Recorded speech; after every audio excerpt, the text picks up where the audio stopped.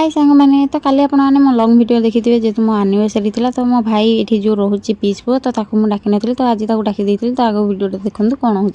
तो काली एनिवर्सरी जो केक कटा होता तो कई खाई नी केवल मुझे खाई जो कटाकटी होता से जो खाई तो खीर भी समस्त मैंने कई खाई नी जहाँ बोलते मुझे फ्रिज रखीदी बाबू ये चिकेन मैंने रांधिया को देती तो सी बाहर बस कहले मुझे चिकेन रांधि बोलिकिना तो पवन होता तो से बाहर बस चिकेन रांधि गीत शुणी शुणी तो चिकेन कषा हो जाता तो बाबू आम काढ़ी देते तो आम दी जना खाई तो मोर तो बहुत फेवरेट चिकेन कषा तो मुझे खाई तापर किसी 5-6 जन पिला सी गले दीदी पानी अच्छी कि तो नहीं ठंडा पानी दे दी आ केक थी आम रूम जेहतु मुझे कहली कि पिला देदेले से खाइबे बहुत खुशी रे तो नहीं बाबू दे देते तो से खुशी हो जाते तो खीर देवी बोले भाभी कि खुशी है से केक नहीं मैंने दौड़ी से पड़े तो बाबू आम चिकेन मैंने तरकारी रेडी कर देते बाबूंर किसी कम थी बोलिकिना सी बाहर पड़े तो मत कहले कि तुम मैंने आणिकी खाई दियो तो मुझे मो खाଇବା बाड़ी देती तो मत चिकेन माने बहुत भल लगे खाइबा किंतु मु बेसी खाई पारे